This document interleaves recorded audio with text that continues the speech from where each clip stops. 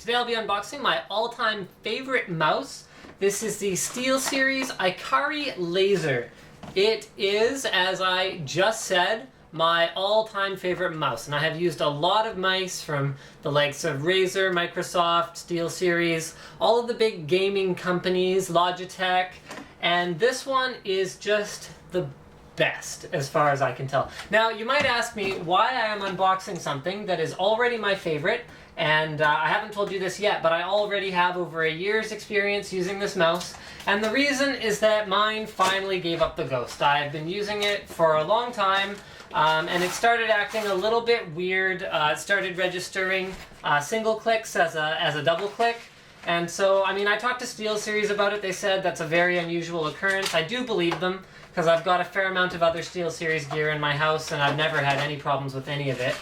But, yeah, anyway, my old one was acting a little finicky, so I got a new one shipped over, and I am unboxing it. So, inside the box, which I haven't managed to focus the camera on just yet, I've just been kind of talking here. Inside the box, you will find pretty much the mouse, okay? You'll find plastic cover for the mouse. You will also find a silica gel. Throw it away. Do not eat it, please. Next, you will find some more do not eat. And then you will find, okay, here we go. Here we have a little, oh, that's kind of neat. So you unfold this, and then there's a Steelseries logo hidden in the packaging. Just like that. It's like completely hidden away until you open up the little doors. And then behind those doors you will find a Steelseries Ikari Laser driver software, which actually, okay, I'm about to do something unusual. You can go ahead and install the drivers from the disk, because I don't believe that Steelseries has ever updated this software. The version on their website is version 1.0, and this is version 1.0.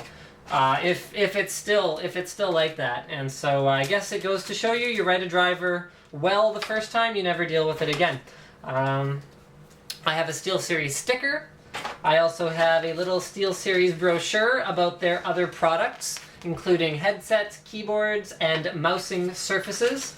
And then I've got a little manual for the Ikari Laser. Shows you how to configure your mouse, which buttons do what. You can also reconfigure them all. Talks about the spec of the mouse, as well as showing you how to do profiles and macros and button settings and sensitivity settings. That's one of the coolest things about this mouse.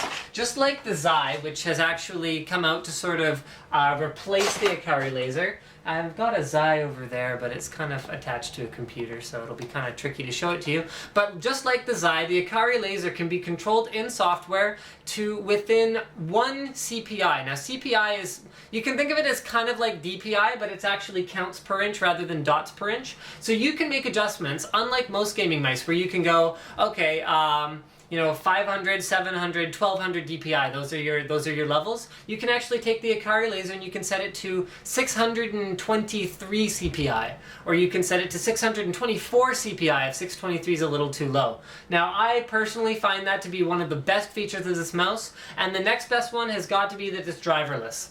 That means that you actually program your CPI settings, your macros, everything you want into the mouse itself. It has onboard memory, and when you plug it into the computer, I'm going to show you, there's actually a little display on the bottom, just like the Xi.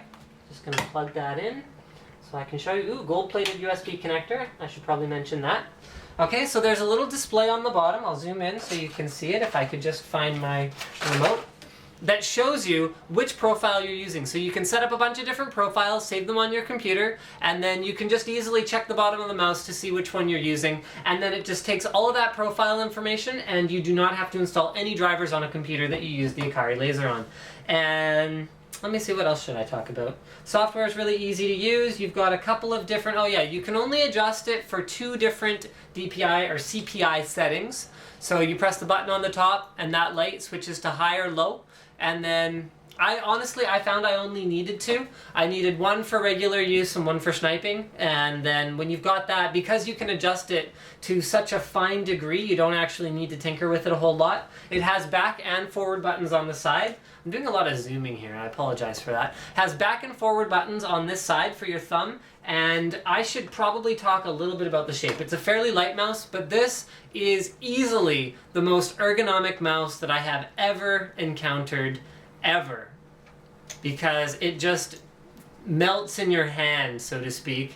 I mean, it still works after the melting is all done, but it just melts in your hand. It is perfectly, like, it feels like an extension of your body when you're guiding it over a surface. So that's pretty nice. Oh yeah, it has nice big non-slip, or rather non-slip. It has nice big slippy feet on the bottom, so it's suitable for use with a hard surface as well as a soft surface. I actually use a cloth pad with it, the Steelseries QCK Plus, so it's their large, thin cloth pad. Since I got this one, they've actually released a couple thick ones, the Mass as well as the Heavy, and I wouldn't mind trying one of those, but it works exceptionally well with the QCK series. Thank you for checking out my unboxing of the Steelseries Ikari Laser, my favorite mouse. I've actually had a lot of people message me asking me about my favorite mouse. This is it.